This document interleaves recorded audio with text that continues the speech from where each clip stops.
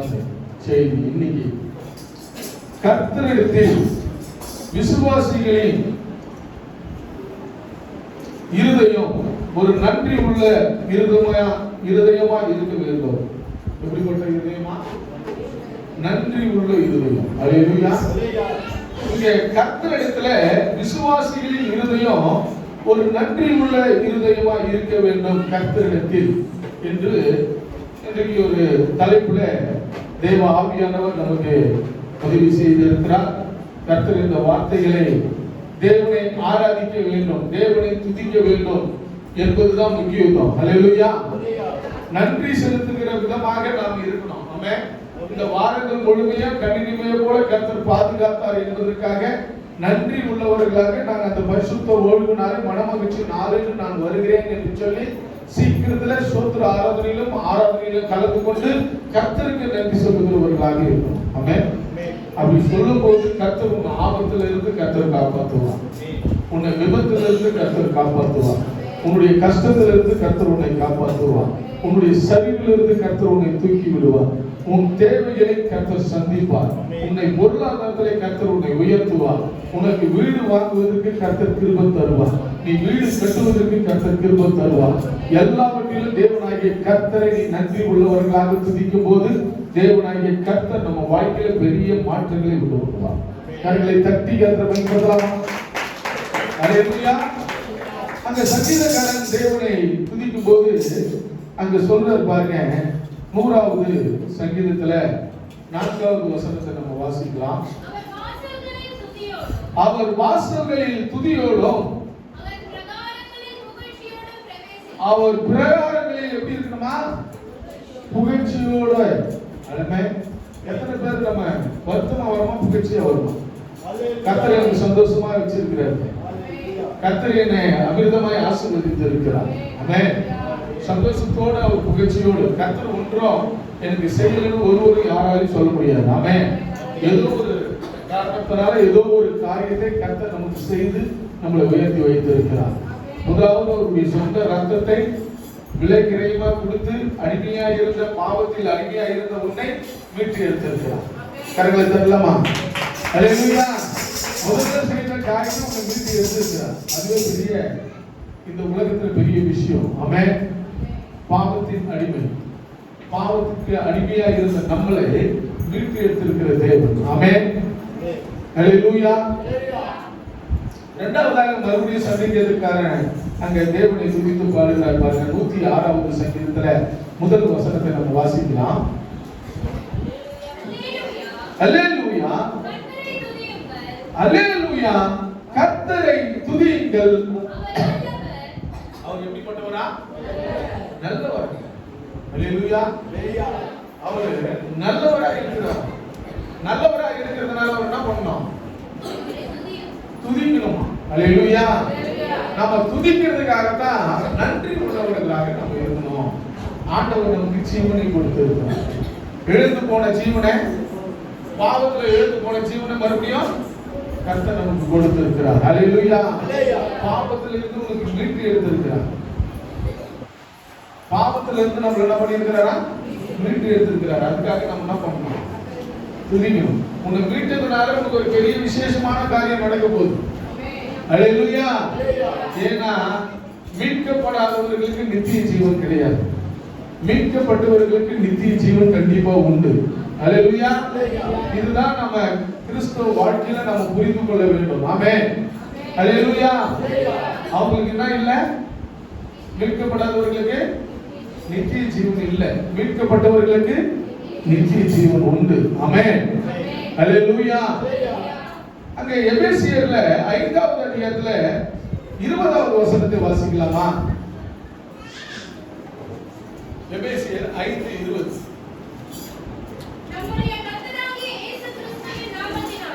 நம்முடைய கர்த்தராகிய இயேசு கிறிஸ்துவின் நாமத்தினாலே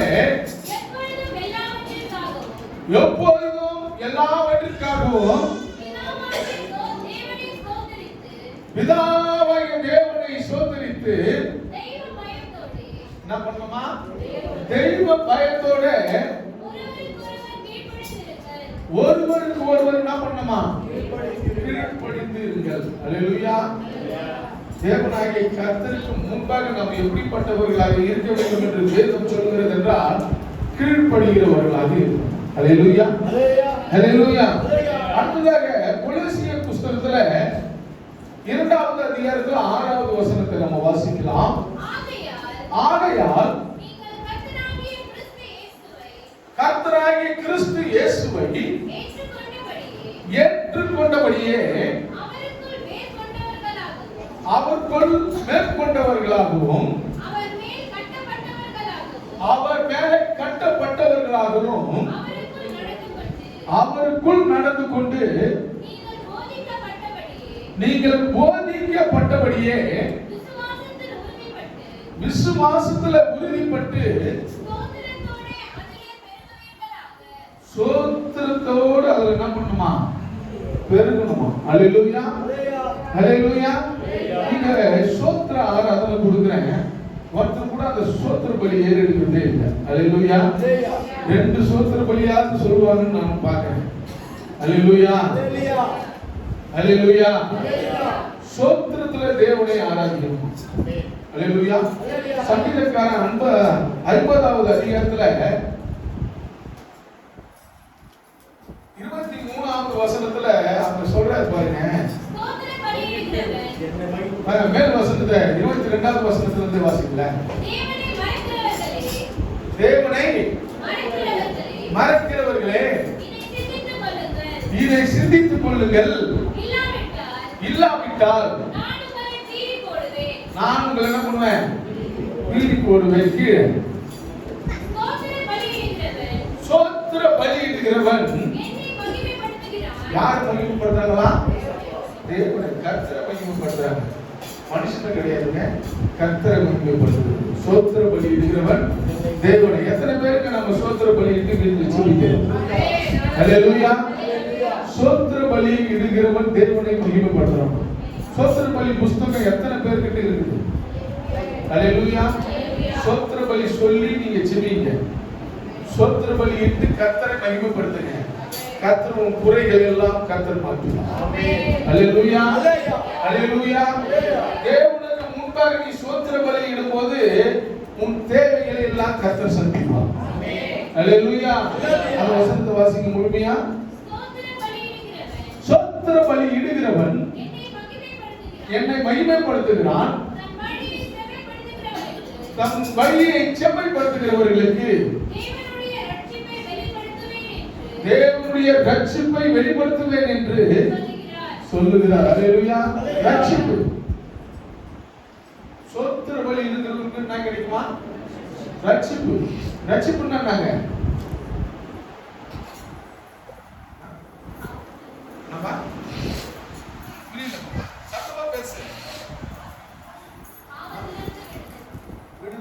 ரட்சிப்புன்னாலே பாவத்திலிருந்து நமக்கு விடுதலை. அல்லேலூயா. அல்லேலூயா. ஒரு பாவம், ஒரு தவறு செய்கிறவர்களுக்கு கோர்ட்ல ஒரு தீர்ப்பு வருதுன்னா அது என்னதுன்னா அந்த தீர்ப்பு அவங்களுக்கு என்ன ஆயிடுச்சு? மன்னிக்கப்பட்டாச்சு. அவங்க செய்யலன்றத அதை ஏற்றுக்கொண்டு வாதாடுகளுடைய வழக்கறிஞர்களுடைய வாதாடுதலை கேட்டு அதுக்கு ஒரு தீர்ப்பு சொல்லும் போது அந்த தீர்ப்புக்கு, அந்த தவறுக்கு விடுதலை. அவர்களுக்கு என்ன கிடைச்சிருது? மன்னிப்பு. ஒரு செயல் என்ற ஒரு முடிவுக்கு வந்து அந்த தீர்ப்பு சொல்லும் போது விடுதலை கிடைக்குது. அல்லேலூயா. நாம ஆதாம் ஏவாள் மூலமாய் அந்த 2 பேர் மூலமாய் வந்த ஆதாம் மூலமாய் ஏற்பட்ட அந்த பாவத்தின் தண்டனை, அந்த பாவம் நம்ம மேல இருந்ததுனால கிறிஸ்து இயேசுவினால் நமக்கு என்ன கிடைச்சிருக்கு? ரட்சிப்பு கிடைச்சிருக்கு. அல்லேலூயா. விடுதலையை நாம் பெற்றிருக்கிறோம் பாவத்தில் இருந்து. ஆமென். அப்பேற்பட்ட நம்ம தேவனை என்ன பண்ணணும்? துதிக்கணும். அல்லேலூயா. தேவனை ஆராதிக்கணும். நாம ஜெபிக்கும் போது ஆண்டவரிடத்துல குறைஞ்சது சோத்திர பலியிட்டு நீங்க ஜெபித்து பாருங்கள். கர்த்தர் உங்கள் வீட்டிலே ஆசீர்வாதத்தை கற்றுக்கொள்வார். அல்லேலூயா. கஷ்டங்களை நீக்குவார். உன் துன்பங்களை மாற்றுவார். உன் வேதனைகளை எல்லாம் கர்த்தர் அறிந்திருக்கிறார். அதுக்கு பதில் கொடுப்பார். அல்லேலூயா, அல்லேலூயா. கர்த்தர் நல்லவராகவே இருக்கிறார். ஆமென், அல்லேலூயா.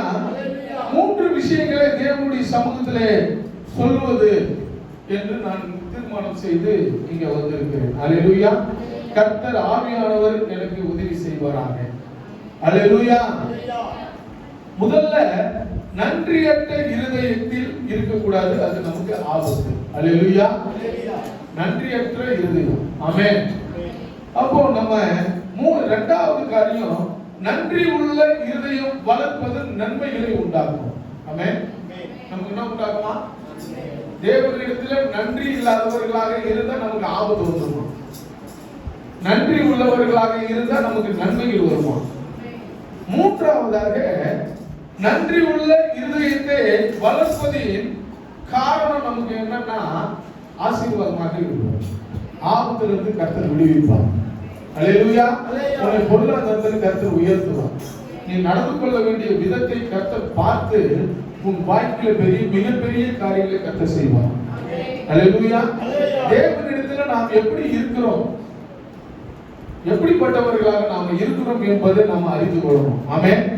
அல்லேலூயா, அல்லேலூயா, அல்லேலூயா.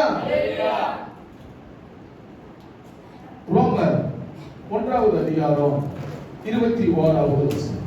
ரோமர் 1வது அதிகாரம் 21வது வசனம். அவர்கள் தேவனை அறிந்தும் அவரை தேவன் என்று மகிமைப்படுத்தாமலும் சோத்திரியாமலும் இருந்து தன்னுடைய சிந்தனைகளினால வீணா போயிட்டாங்க. அல்லேலூயா. நம்முடைய சிந்தனை எப்படிப்பட்டதா இருக்கணும்னா, கர்த்தர் நம்மளை ஆசீர்வதித்திருப்பார், நம்மளுடைய பொருளாதாரத்தில் கர்த்தர் நம்மளை உயர்த்தி வச்சிருப்பார், தேவனை அறிந்தவர்களாக இருக்கிறோம். ஆனா நம்ம எப்படிப்பட்டவர்களாக இருக்கணும்னா, தேவனுக்கு கீழ்ப்படிந்து நடக்கிறவர்களாக இருக்கணும். போதனையை கேட்டு நடக்கிறவர்களாக. முன்னாடி பார்த்தல எபேசியர் கொலோசியர் நம்ம பார்த்தல எப்படி இருக்கணுமா? தேவனுடைய வார்த்தையும் உபதேசத்தையும் கேட்டு நம்ம என்ன பண்ணணுமா? அதன்படி நடந்து கொள்ளணுமா? வீணான காரியங்களுக்கு நம்ம என்ன பண்ணக்கூடாதா? செவி கொடுக்கக்கூடாது. அல்லேலூயா. நிறைய பேர் நம்ம வாழ்க்கையை மாற்றத்துக்கு நினைப்பாங்க, உன் விசுவாசத்தை கெடுக்கிறதுக்கு நினைப்பாங்க. உன் விசுவாசத்தை விட்டு நீ வெளியே போகாதபடி தேவனுக்கு முன்பாக தரித்து நிற்கிறவர்களாக இருக்கணும். அல்லேலூயா. அப்படி நீ தேவனுக்கு முன்பாக தரித்து நிற்கும் போது கர்த்தர் உன்னை ஆசீர்வதிப்பார். இங்க தீபா அந்த ஆராதனையில பேசும்போது, மனுஷனை நம்ப கூடாது, தேவனை தான் என்ன பண்ணணுமா? நம்பணும். அல்லேலூயா. மனுஷன் மேல நம்பிக்கை வைத்து போகிறவனுடைய வாழ்க்கையில ஒரு சீரான அமைப்பு இருக்காது. கர்த்தர் மேல நீ நம்பிக்கை வச்சுனா நீ நீர்கால்கள் ஓரமாய் நடப்பட்ட மரத்தை போல இருக்கிற.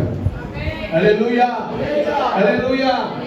அதெல்லாம் இங்க எல்லாம் அறிந்து இருந்தோம். நாம எப்படிப்பட்டவர்களாக இருக்கிறோம்னா, தேவனுக்கு முன்பாக நாம கீழ்ப்படுகிறவர்களாக இருக்க வேண்டும் என்று விசுவாசிகளுக்கு அறிவுரை.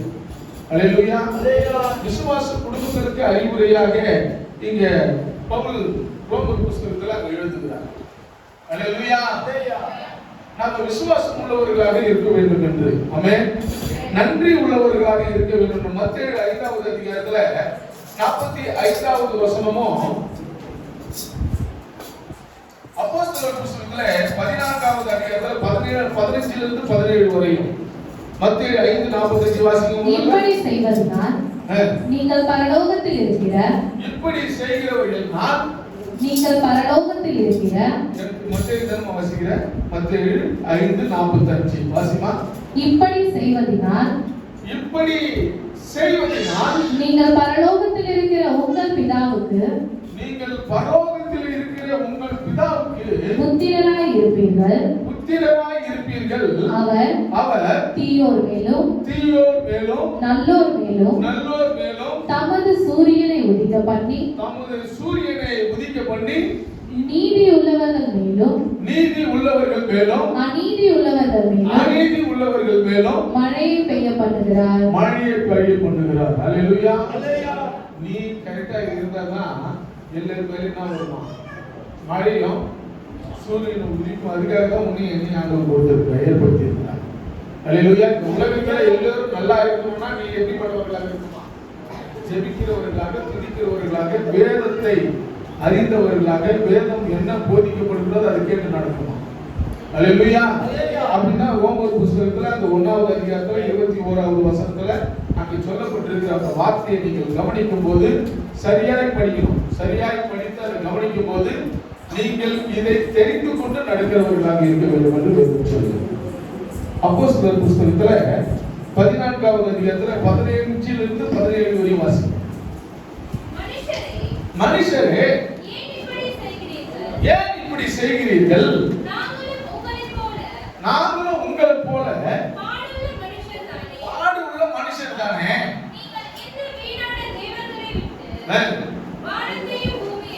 வானத்தையும் பூமியையும் சமுத்திரத்தையும் அவைகளில் உள்ள யாவற்றையும்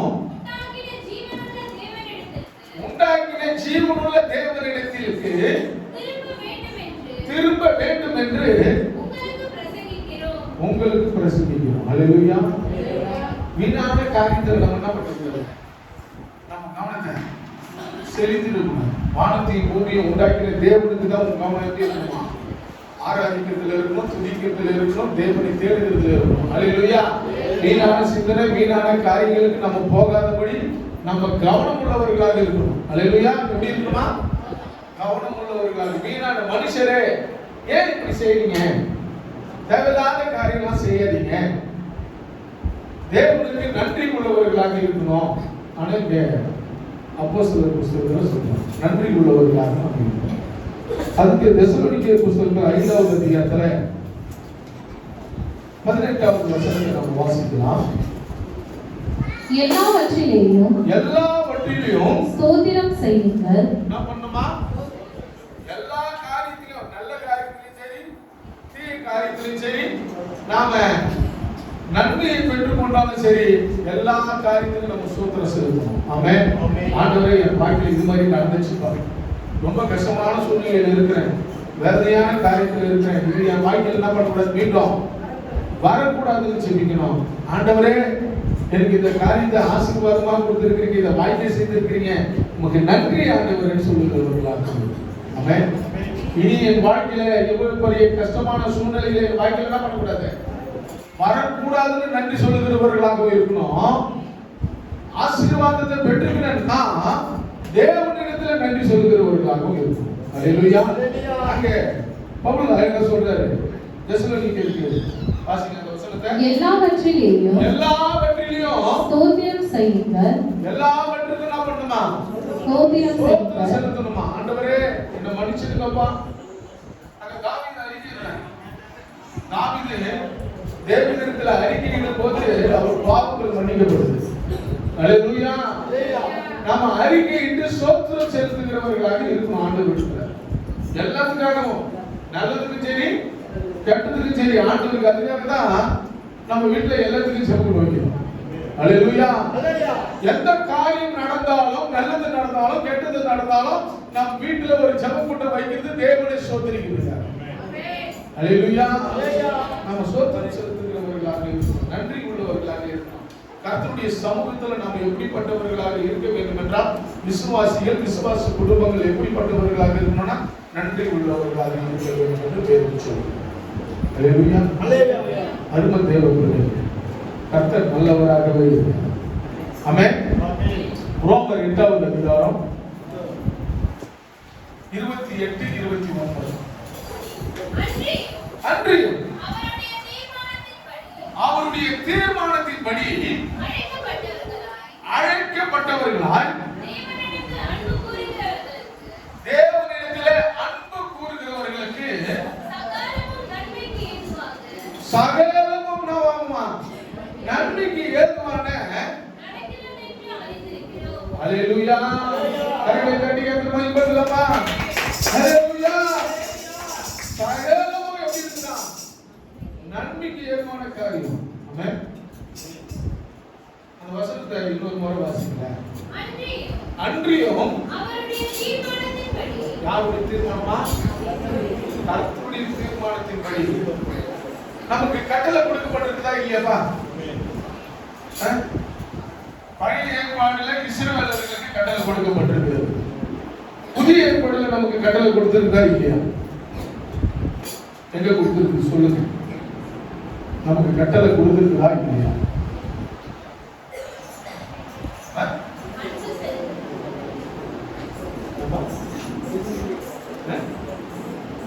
ஹல்லேலூயா. கட்டளை கொடுத்திருக்கா? புதிய ஏற்பாடுல நம்மளுக்கு கட்டளை கொடுத்திருக்கா?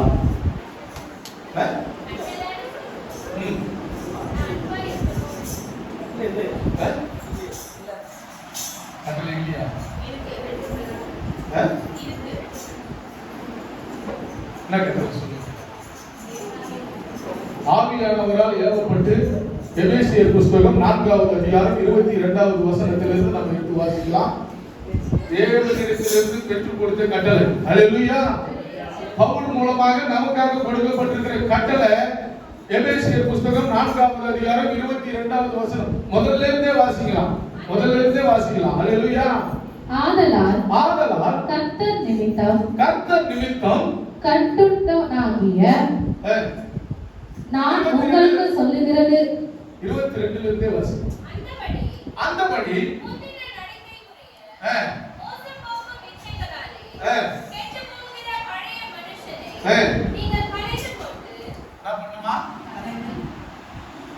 கெட்டு போகிற மனுஷனே நீங்கள் கலைந்து கொண்டு உங்கள் உள்ளத்திலே புதிய ஆவி உள்ளவர்களாக ஆகி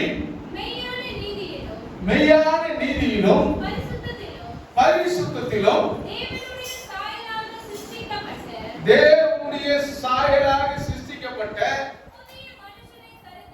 புதிய மனுஷனை தெரிந்து கொள்ளுங்கள். இது உங்களுக்கு கட்டளை. ஹல்லேலூயா. புதிய மனுஷனா இருக்கணும். தேவ சாயலா பெற்றிருக்கிற நீ உருவாகி இருக்கிற நீ எப்படிப்பட்டவர்களாக இருக்கணுமா? புதிய கட்டளையை பெற்றுக் கொண்டு இருக்கிறவர்களாக இருக்கணும். தேவ சாயலில் இருக்கிற நீ எப்படிப்பட்டவராக இருக்கணுமா? எல்லா காரியத்தையும் உலக காரியத்தை விட்டுட்டு இருக்கணுமா? ரெண்டாவது அடுத்தது அன்றியும் நாம் ஒருவருக்கு ஒருவர் அவயங்களாக இருக்கிறபடியால் என்ன பண்ணுமா? பொய்யை கலைத்து எல்லாரும் என்ன பண்ணுமா? மெய்ய பேசணுமா? யாருப்பா? தேவ சாயலில் இருக்கிற நீ நான். ஹல்லேலூயா. தேவ ஆவியானவர் மூலமா ஏவப்பட்ட கட்டளை பவுல் நம்மளுக்கு தேவனிடத்திலிருந்து வாங்கி கொடுத்திருக்கிறார். ஹல்லேலூயா. அங்க மோசே மூலமாக கொடுக்கப்பட்ட 616 கட்டளைகள் இஸ்ரவேலர்களுக்கு. ஆமென். 616 கட்டளை யாருக்கு? இஸ்ரவேலர்களுக்கு. நமக்கு கொடுக்கப்பட்டிருக்கிற கட்டளை இயேசு கிறிஸ்து 2 கட்டளை கொடுத்தாரு. பவுல் நமக்கு கொடுக்கப்பட்டிருக்கிற கட்டளை பாருங்க. பொய் பேசக்கூடாதா? ஹல்லேலூயா. என்ன பண்ணக்கூடாதா? பொய் பேசக்கூடாது. அடுத்தது கீழே நீங்க கோபம் கொண்டாலும் பாவம் செய்யக்கூடாதான். நீங்க கோபம் கொண்டாலும் என்ன பண்ணக்கூடாது? அடிக்க கூடாதான். என்ன பண்ணக்கூடாது? அடிக்க கூடாது. கையால மிரட்டணும். மிரட்டினா அந்த பிள்ளைங்க என்ன பண்ண? பிறப்பு எடுக்காதவன் தன் பிள்ளையை பகைக்கிறான். பிறப்பு எடுக்காதவன் என்ன பண்றானா? தன் பிள்ளையை பகைக்கிறான். பிறப்பால தான் அடிக்கணுமா? கையால கூட அடிக்கக்கூடாது. பிறப்பு வாங்கி வச்சுன்னு பிள்ளையை கண்டிக்கணும். கையால தமாது மீன் என்ன பண்ணக்கூடாது? அடிக்கக்கூடாது. ஹல்லேலூயா. கோபம் கொண்டாலும் பாவம் செய்யாதிருங்கள்.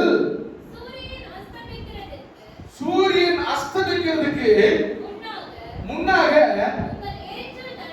உங்க எரிச்சல் கோபம் இருந்தா தனிச்சிடணுமா? ஹல்லேலூயா. உங்க எரிச்சல் எப்படி இருக்குதா? சூரியன் அஸ்தமிக்கிறதுக்குள்ள குடும்பத்துக்குள்ள மனைவிக்குள்ள சண்டை போட்டுட்டு பிள்ளைக்குள்ள சண்டை போட்டுட்டு இருந்தீங்கன்னா அந்த கோபம் சூரியன் அமர்றதுக்குள்ள 6 மணிக்கெல்லாம் உங்களுக்கு தெரிஞ்சிட்டு நல்லபடியாக போட்டாக்கிட்டு பிள்ளைங்களாண்ட பேசணுமா? அதே போல மனைவி தன் கணவனாண்ட சூரியன் அமர்ந்ததுக்கு பிற்பாடு 6 மணிக்கு மேல சந்தோஷத்தோடு சமாதானத்தோடு இருக்கணுமா? ஹல்லேலூயா. உன் எரிச்சல் என்ன பண்ணக்கூடாதா? எரிச்சல் தனிச்சிருக்கணும். அப்போ 6 மணிக்கு மேல உங்க வீட்டுக்குள்ள என்ன பண்ணக்கூடாது? வர கட்டளைப்பா. இந்த கட்டளை எல்லாம் கர்த்தர் நமக்காக கொடுத்திருக்கிறார். ஆவியானவர் அல்லேலூயா. கீழே பிசாசுக்கு இடப்படாமலும் இருங்கள். என்ன பண்ணக்கூடாதா? பிசாசுக்கு இடம் கொடுக்க கூடாதா? பிசாசு தாழ்வான காரியத்தை செய்துருவான், வம்ப வேலைக்கு வாங்கிடுவான். அல்லேலூயா. தாழ்வான காரியத்தை நம்ம வாழ்க்கையில செய்துருவான் பிசாசு. எப்படி செய்வான், என்ன செய்வான் தெரியாது. அதனாலதான் தேவனிடத்துல ஆராதனைக்கு முன்கூட்டியே வந்துருங்க, சோத்திர ஆராதனைக்கு வந்துருங்க, துதி ஆராதனைக்கு வந்துருங்க, தேவனுடைய வார்த்தையை கேட்டு அதுபடி நடங்க அப்படின்னு சொல்லி சபை உங்களுக்கு உபதேசிக்கிறது. அல்லேலூயா. பிசாசுக்கு இடம் கொடுக்காம இருக்கணும், ஜெபிக்கிறவர்களாக இருக்கணும், துதிக்கிறவர்களாக இருக்கணும், சோத்திரம் செலுத்துகிறவர்களாக இருக்கணும். தேவனுக்கு முன்பாக நீ எப்படிப்பட்டவர்களாக இருக்கணுமா? விசுவாசம் உள்ளவர்களாக, ஆவி உள்ளவர்களாக இருக்கணுமா? என்ன பண்ணணுமா? ஆவி இருக்கணும். அல்லேலூயா. ஒரு நாளைக்கு அடுத்த வாரத்துல ஆவியை பத்தி எழுதுறேன். ஆவி இருக்கிறவங்க, ஆவி இல்லாதவங்க எப்படிப்பட்டவர்கள்? அல்லேலூயா. ஆவி உள்ளவர்களாக இருக்கணும். என்ன ஆவி? பரிசுத்த ஆவி உங்க கூட இருக்கணும். ஆமென். அல்லேலூயா. கீழே திருடுகிறவன் இனி திருடாமல். என்ன பண்ணுமா? திருடுறவன் இனி திருடாம, குறைச்சல் உள்ளவனுக்கு குறை சொல்லுகிறவனுக்கு, குறைச்சல் உள்ளவனுக்கு குறைச்சல் உள்ளவனுக்கு, கொடுக்கத்தக்கதாக. ஆமா, குறைச்சலா இருக்கிறானா அவனா நம்மளால முடிஞ்ச உதவி என்ன பண்ணணும்? செய்யணும். அல்லேலூயா. நீங்கள் அந்த எபேசியர் புத்தகத்தை வீட்டுல போய் வாசிங்க. வீட்டுல போய் வாசிங்கன்னா கர்த்தர் நமக்கு என்ன கட்டளை கொடுத்திருக்கிறார் என்பதை நாம் அறிந்து கொள்ளலாம். அல்லேலூயா. ஏன்னா கட்டளை எங்கும் நம்ம வாசித்தீங்கன்னா தான் வரும். தேவன் நமக்கு என்ன கட்டளை கொடுத்திருக்கிறார், புதிய ஏற்பாடுல நமக்கு என்ன கட்டளை கொடுத்திருக்கிறார், பழைய ஏற்பாடுல நமக்கு என்ன கட்டளை கொடுத்திருக்கிறார், நமக்கு கொடுத்த இஸ்ரவேலர்களுக்கு கொடுத்திருக்கிறார். இஸ்ரவேலர்கள் இன்றைக்கும் அந்த தோரா என்ற 5 ஆகமத்தை இன்றைக்கும் என்ன பண்றாங்க? பின்பற்றி கொண்டு இருக்கிறார்கள். அல்லேலூயா. இயேசுவை பின்பற்றுகிற உனக்கு இந்த கட்டளையை நீ பின்பற்ற வேண்டும். ஆவியானவராகிய நம்மளுக்கு இன்னைக்கும் நம்ம கூட இருந்து உதவியாக இருக்கிற தேவ ஆவியானவர் இதெல்லாம் உங்களுக்கு உணர்த்துவாராக. அல்லேலூயா. அது உணர்த்துகிறதுக்கு தான் ஆவியானவர் தேற்றவாளனை அனுப்பினார் இயேசு கிறிஸ்து பிதாவாகிய தேவனிடத்திலிருந்து. அல்லேலூயா. பிதாவாகிய தேவனிடத்திலிருந்து தேற்றவாளனை கர்த்தர் நமக்கு கொடுத்திருக்கிறதுக்கு காரணம் உணர்த்தணும். அல்லேலூயா. இதெல்லாம் உணர்த்துறதுக்காக தான் ஆவியானவர் நமக்கு வந்திருக்கிறார். ஆமென். நன்றி உள்ளவர்களாக இருக்கணும்னா இதெல்லாம் விட்டுணும். ஆண்டவரை பின்பற்றுகிற நீயும் நானும் இப்பேற்பட்ட இந்த கட்டளையை பின்பற்றுகிறவர்களாக நாம் இருக்கணும். ஆமென். அதுக்காக தான் கர்த்தர் நமக்கு இந்த ஆவியானவர் பவுல் மூலமா இந்த கட்டளையை நமக்கு கொடுத்திருக்கிறார். அல்லேலூயா. கர்த்தர் நல்லவராக இருக்கிறார். ஆமென். தெசலோனிக்கேயர் 5வது அதிகாரம் 16-17 எடுத்து வாசிக்கலாமா? எப்பொழுதும் என்ன பண்ணணுமா? எப்போதும் சந்தோஷமா இருக்கணுமா? ஆமென். துக்கம் வந்துச்சு, கஷ்டம் வந்துச்சு, வேதனை வந்துச்சு, கர்த்தர் ஒரு நாள் மாத்துவார். அல்லேலூயா. ஒரு நாளைக்கு தேவனாகிய கர்த்தர் என் வாழ்க்கையை உயர்த்துவார் என்பதற்காக நீ தேவனை துதிக்கணும். என் வாழ்க்கையில எந்த காரியத்தையும் எதனால சாதிக்க முடியல என்ற ஒரு துக்கம் உனக்குள்ள இருக்கமானால் கர்த்தரை ஸ்தோத்திரி. கர்த்தர் உனக்கு நன்மையான காரியங்களை செய்வார். நன்மையான காரியங்கள் என்ன பண்ணுவாராம்? செய்வார். அல்லேலூயா. அங்க ரோமர் 8வது அதிகாரத்துல 29வது வசனத்தை நம்ம வாசிக்கலாமா? தம்முடைய குமாரன் அநேக சகோதரருக்குள்ளே முதல் பேரானவராய் இருக்கும் பொருட்டு தேவன் எவர்களை முன்னறிந்தாரோ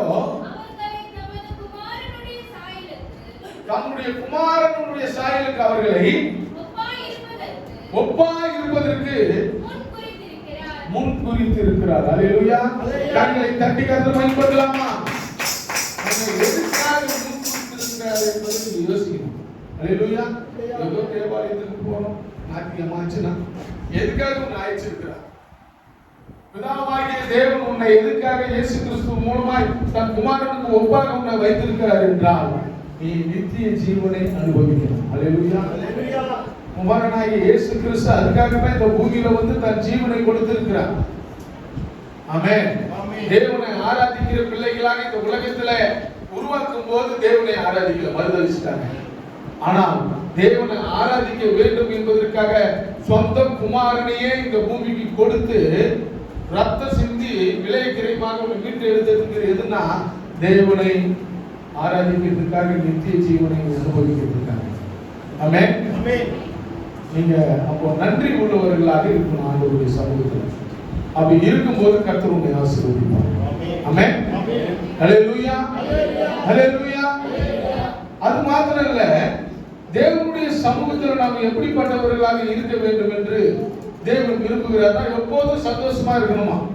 துக்கத்தினாலும் சரி, எப்பேற்பட்ட சூழ்நிலையில இருந்தாலும் தேவனாகிய கர்த்தரை நீ தேடுகிறதுல சந்தோஷமா இருக்கணும். ஆமென்.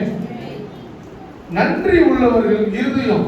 எதுக்காக நம்ம நன்றி உள்ளவர்களாக தேவனுக்கு முன்பாக இருக்கிறோம் என்றால் 1 கொரிந்தியர் 4வது அதிகாரம் 7வது வசனத்தை நம்ம எடுத்து வாசிக்கலாம்.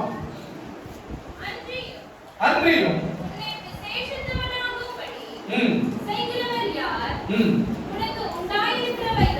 உனக்கு உண்டாயிருக்கிறவைகளில் நீ பெற்றுக்கொள்ளாதது யாது? நீ பெற்றுக்கொண்டவனானால் அல்லேலூயா. ஆண்டவர் இடத்துல நம்ம நன்மையை பெற்றுக்கணும். நன்மையை பெற்றுக்கினேன் என் பலத்தினால தான் நான் பெற்றுக்கினேன், என் சம்பாதித்தனால தான் நான் செய்துக்கினேன். அல்லேலூயா. என் காரியத்தினால நான் செய்துக்கினேன். கர்த்தருடைய துணை இல்லாம எந்த காரியத்தையும் நம்மளால என்ன பண்ண முடியாது, சாதிச்சுக்க முடியாது. ஆமென். நம்ம தன்னை பற்றி மேன்மை பாராட்டுகிறோம், தன்னை குறித்து நம்ம மேன்மை பாராட்டுகிறவர்களாக இருக்கிறோம். ஆனா கர்த்தருக்கு முன்பாக உன்னை தாழ்த்தும் போதுதான் கர்த்தர் உன்னை உயர்த்துவார். அல்லேலூயா. நாம எப்படிப்பட்ட ஜனமா இருக்கிறோம் பாருங்க.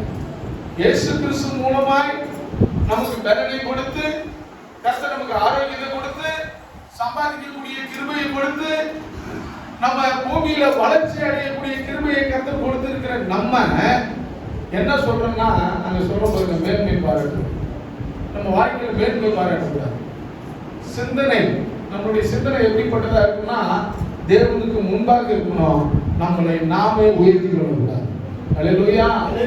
அப்படி உயர்த்தி கொள்ளும் போதுதான் நம்மளுடைய வாழ்க்கையில தீங்கான காரியங்கள்லாம் ஏற்படுது. அல்லேலூயா.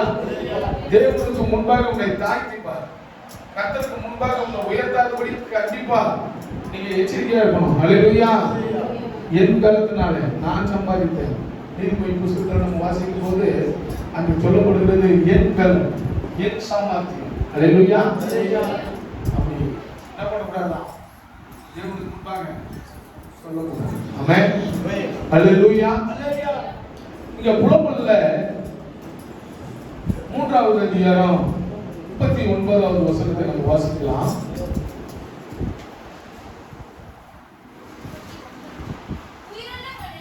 உயிருள்ள மனுஷன் முறையிடுவானே. உயிருள்ள இருக்கிற மனுஷன் முறையிடுவானே. தன் பாவத்துக்கு வரும் தண்டனையை குறித்து முறையிடுகிறது என்ன?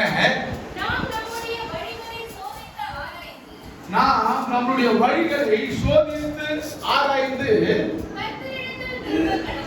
கர்த்தரிடத்தில் என்ன பண்ணுமா? கர்த்தரை தட்டி கர்த்தர் மகிமைப்படுவாமா? சும்மா தேவையில்லாத புலம்பக்கூடாது. இது நடக்கலையே, இது செய்ய முடியலையே, இது எனக்கு வாய்க்கலையே, புலம்பவே தேவையில்லை. நான் என்ன செய்யறேன்? தேவனுக்கு விரோதமான காரியம் செய்யறேனா? நன்மை மேன்மை பாராட்டி கொண்டிருக்கிறேனா? தேவனுக்கு பிடிக்காத விஷயத்தை நான் செய்து கொண்டிருக்கிறேனா, நடந்து கொண்டிருக்கிறேனா? புலம்ப தேவையில்லை. என் வாழ்க்கையில் இது நடக்கலையே, இது செய்ய முடியலையே, என்னால உயர்த்த முடியலையே, 4 பேரா மாதிரி என்னுடைய வாழ்க்கை அமையலையே, புலம்பாத. உன்னிடத்துல இருக்கிற குறை என்ன? என் வாழ்க்கைக்கு நான் உயர முடியாத இருக்கிறதுக்கு தடையா இருக்கிறது என்ன? நம்மளிடத்துல என்ன இருக்குது அந்த தடை? நாம தான் என்ன பண்ணணும்? கடைபிடிக்கிறவர்களாக இருக்கணும். அதுக்குதான் கடலை, அதுதான் எபேசியர் புத்தகத்தில் நமக்கு கடலை கொடுக்கப்பட்டிருக்கிறது. நீயே சோதிக்கணுமா, நான் என்ன செய்யறேன்? தாவீது உடனே அங்க தீர்க்கதரிசி வந்து சொல்லும்போது, ஐயோ தேவனுக்கு விரோதமாக நான் பாவம் செய்துட்டேன்.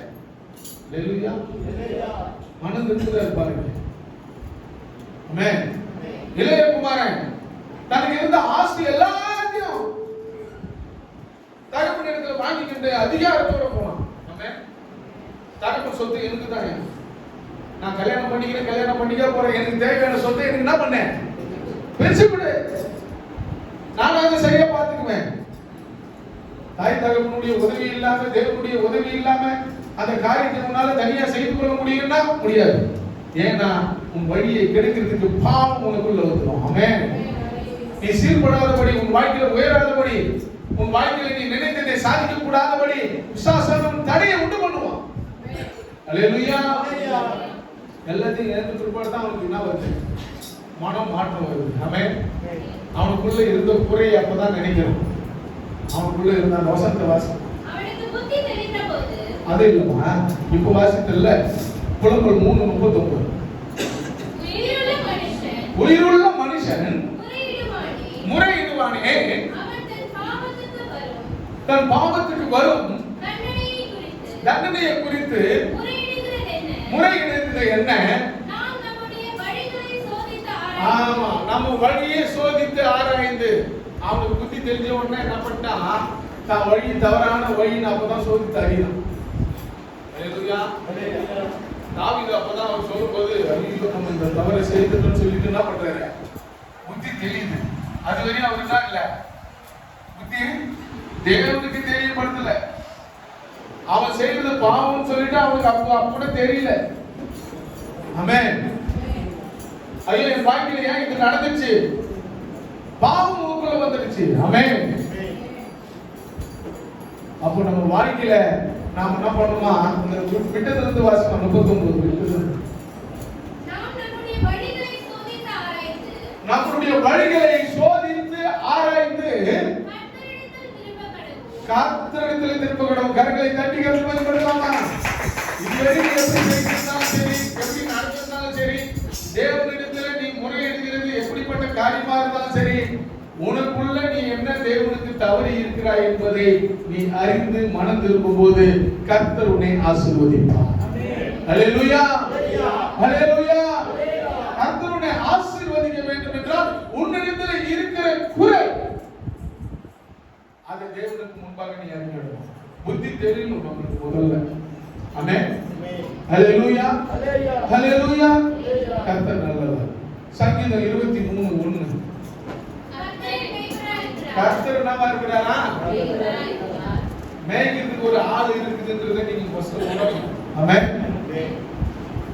மேய்ப்பன் இல்லாத ஆடு என்ன ஆகும்?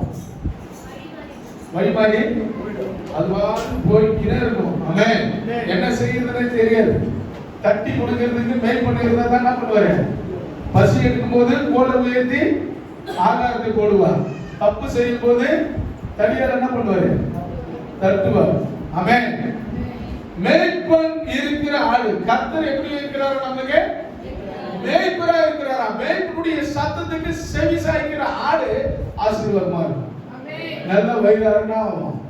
பசி பசி ஆறி சாப்பிட்டு திருப்தியா இருக்கும். வீடு திரும்பும்போது எப்படி இருக்கும்? ஆமா, ஹல்லேலூயா. பம்முன்னு இருக்குமா? ஹல்லேலூயா. அப்ப புஷ்டியா இருக்குமா? அப்ப மேய்ப்பனுடைய வார்த்தைகளை கேட்டு நடக்கிற ஆடுக்கு ஆசீர்வாதத்தை கர்த்தர் கொடுப்பார். அல்லேலூயா.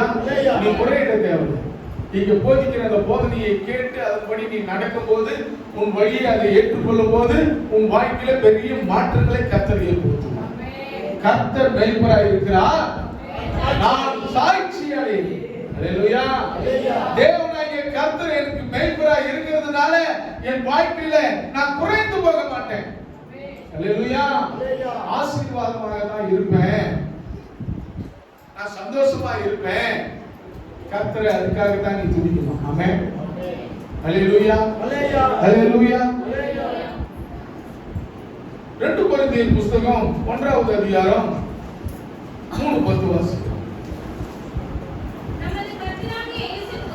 நம்முடைய கர்த்தராகிய இயேசு கிறிஸ்துவை பிதாவாகிய தேவனும் இரக்கங்களின் பிதாவும் சகல விதமான ஆறுதலின் தேவனுமாய் இருக்கிறவருக்கு ஸ்தோத்திரம். அல்லேலூயா, அல்லேலூயா. எல்லாத்துக்கும் அவர் எப்படிப்பட்டவர்?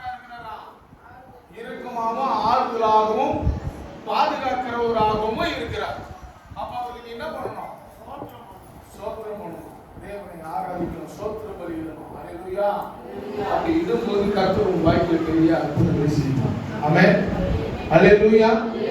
பிலிப்பியர் 4வது அதிகாரம் 6-7 வாசிப்போம்.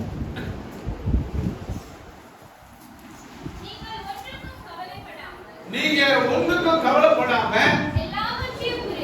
எல்லாவற்றையும் குறித்து உங்களுடைய விண்ணப்பங்களை ஸ்தோத்திரத்தோடு கூடிய ஜெபத்தினாலே வேண்டுதலினாலும் தேவனுக்கு என்ன பண்ணுமா? நீ யாருக்கு தெரியப்படுத்தணும்னா ஆண்டவருக்கு தெரியப்படுத்தணும். அல்லேலூயா. எல்லாவற்றிலும் ஜெபத்தினால நின்னு முழங்கால் படியிட்டு தேவனுக்கு நீ தெரியப்படுத்தும் போது நீ எப்படிப்பட்டவர்களாக இருக்கிற மனம் மாறி எப்படி மனம் மாறணுமா? இளைஞர் அப்படிதான் பண்ணாங்க. புத்தி தெளிந்து புத்தி தெளிச்சு எல்லாவற்றிற்காக தேவனிடத்துல நீ என்ன பண்ணுமா? உன்னுடைய வேண்டுதலை வைக்கணுமா? அவர் வேண்டுதல் வைக்கிறார். வரத்துக்கு விரோதமாக நான் பாவம் செய்துட்டேன். என் தகப்பன் வீட்டுக்கு போனாவது எனக்கு என்ன கிடைக்கும்? அந்த வேலைக்காரர்களுக்கு நன்மையான சாகரங்க. இங்க என்னால சாப்பிட்டு பன்றியுடைய தவுள் கூட கிடைக்கும். அல்லேலூயா. ஆண்டவருக்கு நீ மனம் மாறும் போது கர்த்தர் உன்னை மீண்டுமாக ஆசீர்வதிப்பார். மீண்டுமாக உன் கரங்களை உயர்த்துவார். மீண்டுமாக தேவனிடத்தில் நீ அன்பு செலுத்தும் போது உன் தேவைகளை சந்திப்பார். அல்லேலூயா. அல்லேலூயா. 1 கொரிந்தியர் புத்தகம் நன்றி உள்ள இருதயத்தை வளர்ப்பது. வாசிங்க. 1 கொரிந்தியர் 2வது அதிகாரம் 2வது வசனம். இயேசு கிறிஸ்துவை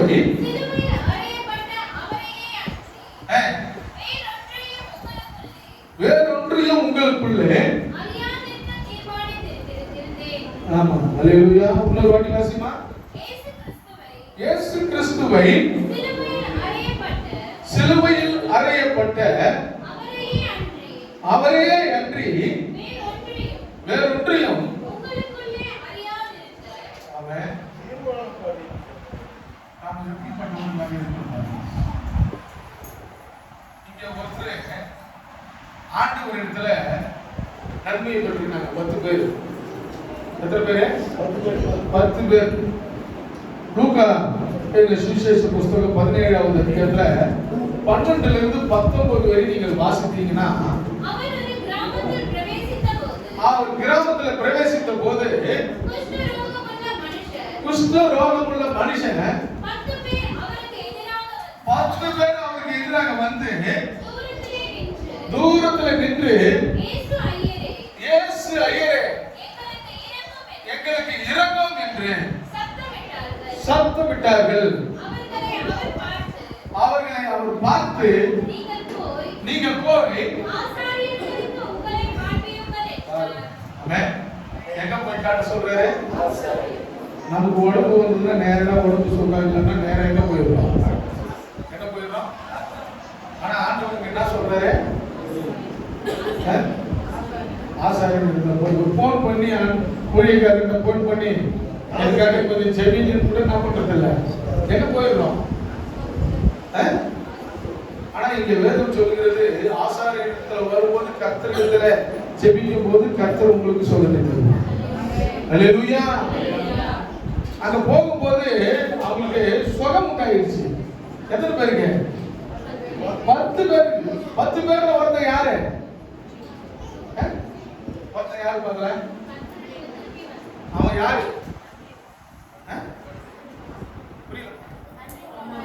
நன்றி உள்ளவனா இருக்கிறான். ஆனா அவன் எப்படிப்பட்டவனா இருக்கிறான்? வாசிங்க அந்த வசனத்தை ஒருவன் வார்த்தை. அவர்களில் ஒருவன்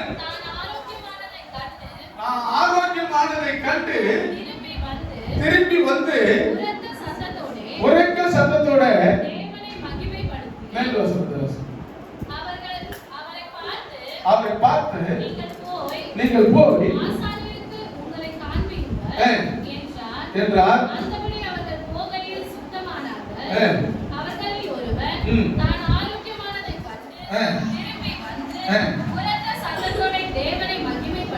அந்நியவன் சொல்லப்படுகிறார். 14 வாசம். அவருடைய பாத தருகே ம். முகம் குப்புற விழுந்து ஆ. அவருக்கு ஸ்தோத்திரம் செலுத்தினான். ஆ. ஆ. அவன் சமாரியனாய் இருந்தான். ஆ. அப்பொழுது இயேசு அவன் யாரா இருந்தானா? அண்ணி. யார் இங்கே போடுவாங்க? இவங்க கிடையாது. பயங்கரம் கிடையாது. அவன் யாரு? ஹல்லேலூயா. தேவன் மேல அவன் பற்று வச்சுக்கிறான். உலகத்துல இருக்கிறவங்க நிறைய பற்று வச்சுக்கிறாங்க. நான் கூட இயேசு கோயிலுக்கு போவேன். ஆமென். நான் கூட என்ன பண்ணுவேன்? இயேசு கோயிலுக்கு போவேன். அவங்களுக்கு என்ன இருக்குது? நம்பிக்கை, விசுவாசம், நன்றி உள்ள ஒரு இதயமா இருக்கிறாங்க. நான் என்ன பண்றோம்? நாட்டியமானா பல வேலை வச்சு ஹல்லேலூயா. இங்க அவன் சமாரியனா இருக்கிறான், அந்நியனா இருக்கிறான். தேவனை மகிமைப்படுத்துகிறதற்கு இந்த அந்நியனை ஒழிய மற்றொருவனும் திரும்பி வர காணோமே என்று வாஸ்தவம். அந்த அந்நியனை தவிர வரதுலாம் யார் சொல்றதுப்பா? இயேசு கிறிஸ்து சொல்றாரு. இந்த அந்நியனை தவிர வேற ஒருத்தவங்க வரலாம். 10 பேர் சொர்க்கம் பெற்றுக்கினாங்க. ஹல்லேலூயா. நம்ம தேவனிடத்தில் அனுபவம் பெற்றவர்கள் அத்தனை பேரும் வந்து நிற்கணும். ஒருவன் மாத்திரம் வரக்கூடாது. ஆமென்.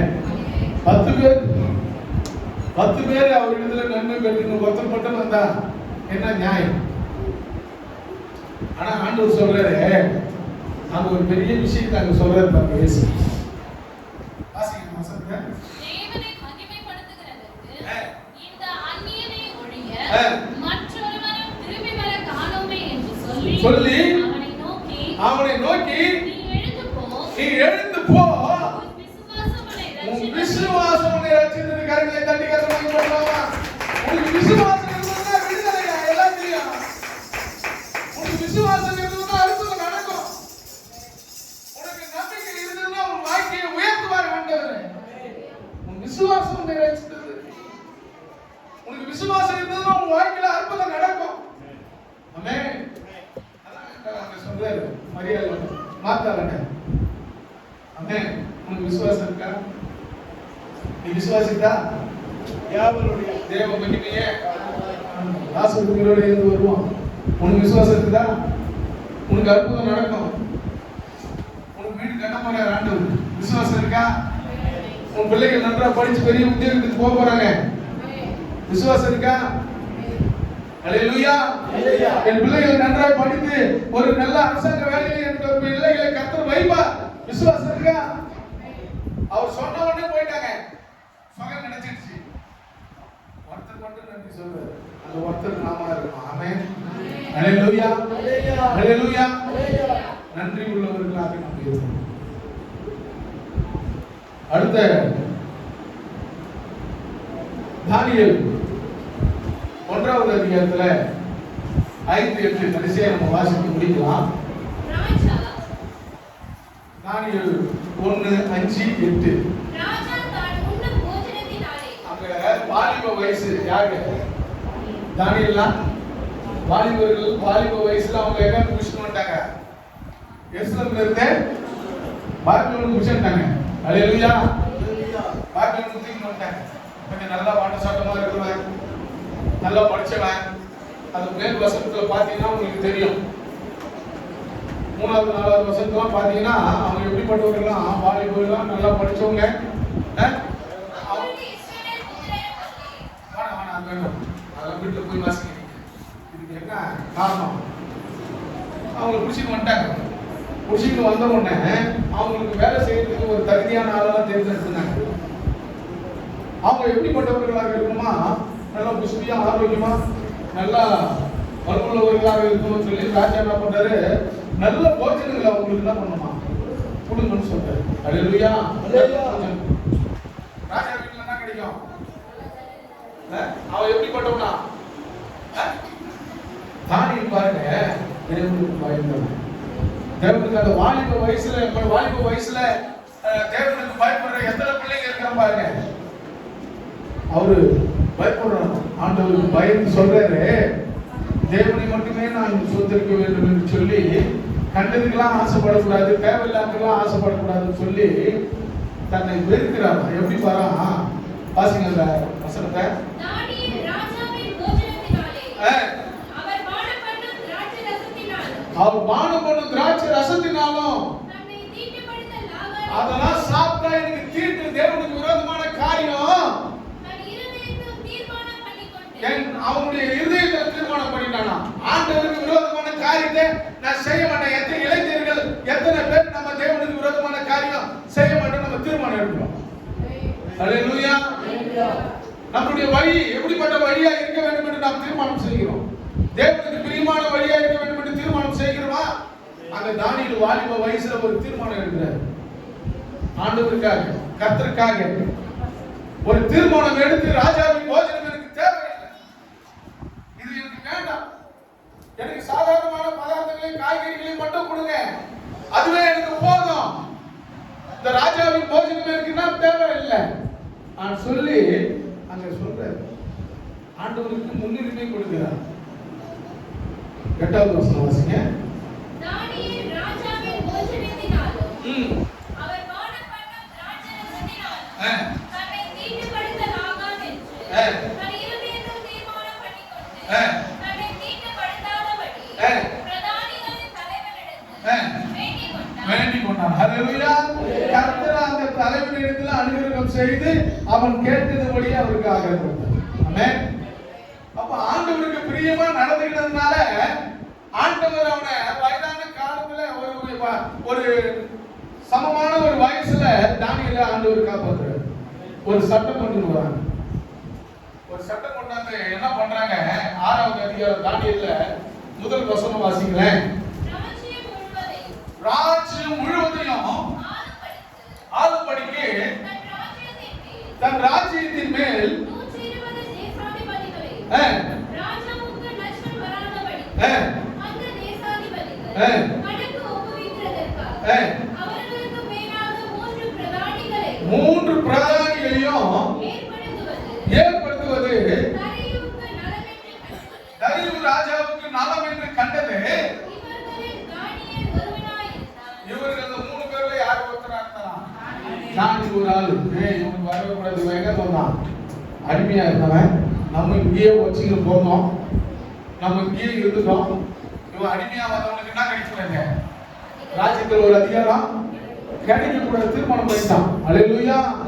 நிறைய பேர் அப்படிதான் தீர்மானம் பண்ணுவான், அப்படிதான் முடிவு எடுப்பான். ஆனா கர்த்தர் முடிவு எடுக்கணும். அல்லேலூயா. கர்த்தர் பெரிய காரியங்களை செய்கிற தேவன். அவன் வாலிப வயசுலயே தன்னுடைய ஆசைகள், வெறுப்புகள் எல்லாவற்றையும் வெறுத்தான். யாருக்காக? தேவனுக்காக அவன் வெறுத்துட்டான், கர்த்தருக்காக வெறுத்துட்டான். தேவன் தான் எனக்கு முக்கியம், இதெல்லாம் எனக்கு முக்கியம் கிடையாது என்று சொல்லி தேவனுக்கு பிரியமா இருந்ததுனால இங்க ஒரு சட்டம் ஏற்படுத்துறாங்க. இவன் தானியேலை எதிர குற்றப்படுத்த முடியும்னா, இவன் இடைவிடாமல் தேவனுக்கு முன்பாக ஆராதித்துக் கொண்டிருக்கிறான். இந்த ஆராதனையில இவனை எப்படியாச்சும் சிக்க வைத்து இவன் என்ன பண்ணிருந்தான்? கால் பண்ணிட்டா அந்த அதிகாரம் அவனுக்கு கிடைக்காது. கொலை செய்யறதுக்கே முடிவு பண்ணிட்டானுங்க. அல்லேலூயா. ஆனா அங்க நடக்கிறது பாத்தீங்கன்னா 9வது வசனம் வாசிக்கணும்.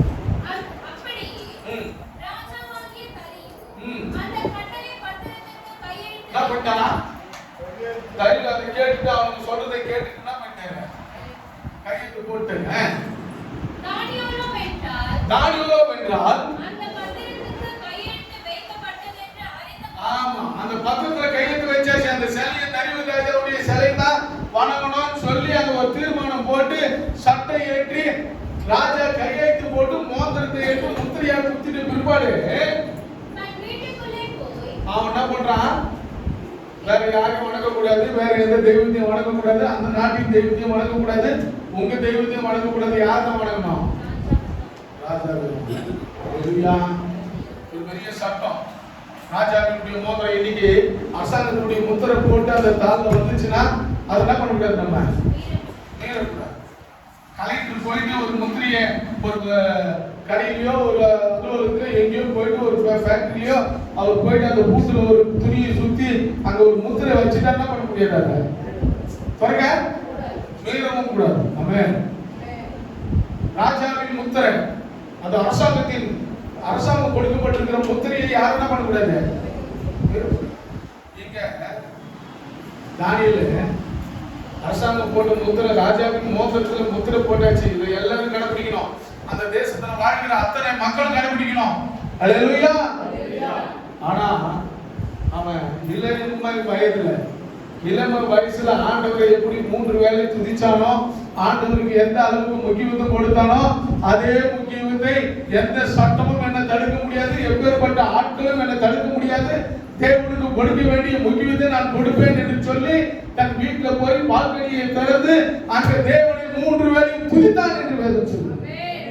அல்லேலூயா. நாம் எப்படிப்பட்டவர்களாக இருக்கிறோம்? நாம தேவனாகிய கர்த்தரை நம்ம அடிமையா வந்த இடத்துல கர்த்தரை எப்படி நடத்தினார்? நன்றி உள்ளவராக இருந்தான். அல்லேலூயா. அல்லேலூயா. அவனுடைய வாழ்க்கையில அவனுக்கு ஏற்பட்ட விஷயத்தை பாத்தீங்கன்னா, சிங்க கெபியில தூக்கி போட்டாலும் கூட சிங்கத்தின் வாயை கர்த்தர் கட்டினான். அல்லேலூயா. அவன் வாலிப வயசுல இருந்து ஆண்டவரை துதிச்சதுனால, ஆராதிச்சதுனால, அதே பழக்கத்தினால அவன் மீண்டுமா தேவனை அப்படியே ஆராதிக்கிறதுனால எந்த கஷ்டங்கள் வந்தாலும், எந்த தடைகள் வந்தாலும், எந்த பிரச்சனைகள் வந்தாலும், எந்த போராட்டங்கள் வந்தாலும், யார் எனக்கு விரோதமா எழுப்பினாலும் ஆண்டவரை ஆராதிக்க கூடாதபடி எந்த சூழ்நிலைகள் ஏற்பட்டாலும் கர்த்தரை நான் அப்படியே துதிப்பேன். அல்லேலூயா. ஒரே தீர்மானம். வாலிப வயசுல எடுத்த தீர்மானத்தை அவன் கடைசி வரையும் விடல. நாம எப்படி இருக்கிறோம்? வசதி வாய்ப்பு வந்தா அப்பா அதிகாரியா போறாங்க நம்ம தேசத்துல, நாட்டியம் வேலைக்கு வந்துருப்பா, பெரிய பொறுப்பு. அல்லேலூயா. பெரிய பொறுப்பு உனக்கு. நாட்டியம் வேலைக்கு வந்துரு. நம்ம என்ன பண்ணுவோம்? அந்த சட்டம் போடுறான், நான் 3 வேலையை ஆண்டவரை துதிப்பேன். அல்லேலூயா. உன்னால முடிஞ்சதே என்ன பண்ணுவேன்? என்ன பண்ணுவேன்? சாயங்காலம் அடிக்க போற, அடிச்சுக்கோ. ராஜா கிட்ட போய் சொல்ல போறியா? சொல்லிக்கோ. ஆனா நான் தேவனை ஆராதிக்கிறது என்ன பண்ண மாட்டேன், விடவே மாட்டேன். அல்லேலூயா. ஒரு தீர்மானம். தேவனுக்கு முன்பாக நான் எப்பேற்பட்ட தீர்மானத்தை எடுக்கிறோம். நீ அப்படி எடுத்துப்பார். உன் ஆபத்திலிருந்து கர்த்தர் விடுவிப்பார். உன் கஷ்டத்திலிருந்து உன்னை நீக்குவார். உன் தேவைகளை சந்திப்பார். உன் வேலை வாய்ப்புகளை ஆசீர்வதிப்பார். உன்னை இந்த பூமியில உயர்ந்த இடத்துல வைப்பார். உன் வேலைகள் எல்லாம் ஆசீர்வதிக்கப்படும். நீ செய்வதெல்லாம் வாய்க்கும். அல்லேலூயா. அந்த ராஜர்கள் வந்து கேட்கிறாரு, அப்பா நீ இடைவிடாம ஆராதிச்சியே, நான் போட்ட கட்டளை கூட நீ மீறி நடத்தியே, எல்லா ஜனங்களும் என்ன வந்து வணங்கின பிற்பாடு கூட நீ தேவனை மட்டுமே வணங்கினியே, இடைவிடாம ஆராதிச்சேப்பா, உன்னை அவர் தப்பி வச்சுட்டாரா? அவன் சொல்றான், ஆம் ராஜாவே, ராஜா நீ வாழ்க. சிங்கங்கள் என்ன பண்ணியா? உன் வாழ்க்கையில ஆண்டவருக்கு முக்கியத்துவம் கொடுத்தா பிசாசானவன் உன்னை ஒண்ணும் செய்ய முடியாது. அல்லேலூயா. ஒண்ணும் பண்ண முடியாதுங்க. தேவனுக்கு முன்னுரிமை கொடுத்தினா பிசாசு உன் வாழ்க்கையை கிரியை செய்யவே முடியாது. கர்த்தர் சிங்கத்தின் வாயை கட்டி போடுவார். அல்லேலூயா. தேவனுக்கு நீ முன்னுரிமை கொடு, கர்த்தர் உங்களை ஆசீர்வதிப்பார். அல்லேலூயா. அல்லேலூயா. தேவன் பெரிய காரியங்களை செய்வார். தேவனுக்கு முன்பாக நீ கர்த்தருக்கு பயந்து நன்றி உள்ளவர்களாக, நன்றி அற்றவர்களாக நாம் இருக்கக்கூடாது. எப்படிப்பட்டவர்களாக இருக்கணுமா? அந்த 10 பேர்ல 9 பேர் எப்படிப்பட்டவர்களாக இருந்தாங்க? ஒருத்தன் நன்றி உள்ளவன். இங்க தன் வாலிப வயதில் எப்படி தேவனை நாம் ரட்சிக்கப்படும் போது எப்படி தேவனை ஆராதிச்சோமோ, கடைசி தேவன் நம்மளை கூப்பிடுகிற வரை எப்படி இருக்கணுமா? அதே போலதான் தேவனை ஆராதிக்கணும். அல்லேலூயா. ஒரே மாதிரி நம்ம இருப்போமானால் நம்ம வாழ்க்கை தரங்கள் உயரும், நம்ம வாழ்க்கையில மாற்றங்கள் ஏற்படும், நம்ம வாழ்க்கையில பெரிய அற்புதங்கள் நடக்கும். அப்படி நீங்கள் விசுவாசித்து தேவனுக்கு முன்னுரிமை கொடுத்து தேவனை ஆராதியுங்கள், துதியுங்கள், ஸ்தோத்திர பலியிடுங்கள். கர்த்தர் உங்கள் வாழ்க்கையில மாற்றங்களை ஏற்படுத்துவார். ஆமென். அல்லேலூயா. கண்களை மூடி ஜெபிக்கலாம். வானத்தை பூமி உண்டாக்கின சர்வலோகத்துக்கு அதிபதியான எங்கள் தேவாதி தேவனே,